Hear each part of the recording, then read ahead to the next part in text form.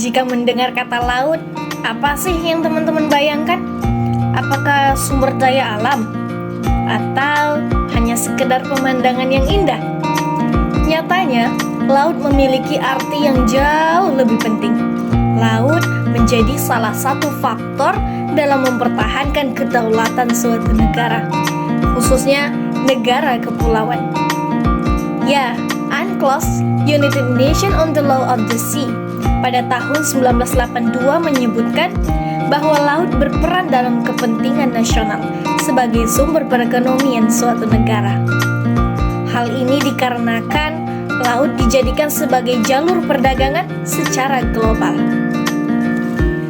Mari kita bayangkan hamparan luas dasar laut yang terbentang di luar garis pantai, bagaikan kelanjutan alam daratan. Di wilayah ini tersimpan kekayaan alam yang berlimpah, menanti untuk dijelajahi dan dimanfaatkan. Inilah yang dinamakan landas kontinen, sebuah zona maritim yang menjadi hak berdaulat suatu negara pantai.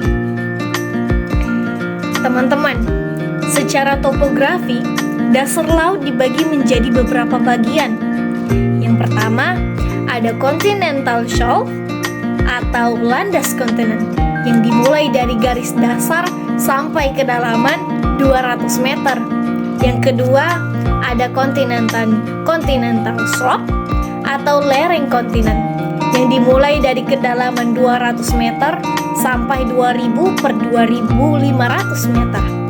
Yang ketiga, ada continental rise atau kaki kontinen, mulai dari kedalaman 2000 meter sampai 4000 meter. Yang terakhir, ada abyssal plain, mulai dari 4000 per 5000 meter sampai tak terhingga.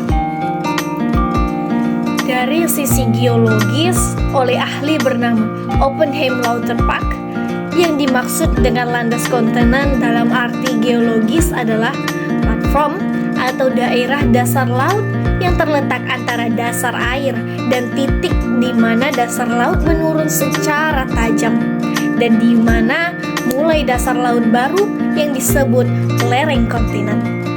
Sementara itu, definisi landas kontinen menurut UNCLOS 1982 terletak pada pasal 76 yang menyebutkan bahwa landas kontinen dari suatu negara pantai atau negara kepulauan itu meliputi dasar laut dan tanah di bawahnya, dari area di bawah perairan laut yang terletak di luar area laut teritorial, yang merupakan perpanjangan atau kelanjutan secara alamiah dari wilayah daratannya sampai pada pinggiran laut tepi kontinen atau sampai pada suatu jarak 200 mil laut dari garis pangkal tempat lebar laut teritorial suatu negara pantai itu diukur, serta pinggiran luar dari tepi kontinen tidak boleh melebihi dari jarak tersebut.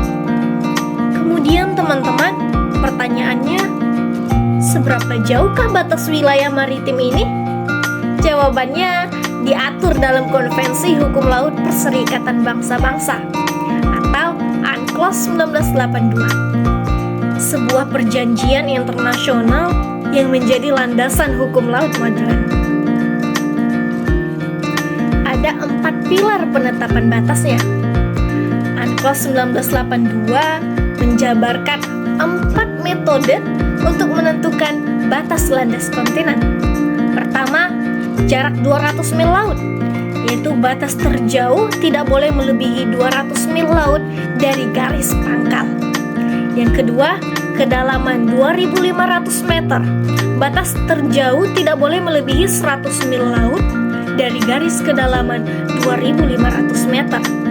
Yang ketiga, tepi luar tepi kontinen, batas terjauh dapat mencapai 350 mil dari garis pangkal, mengikuti kontur tepi luar tepi kontinen.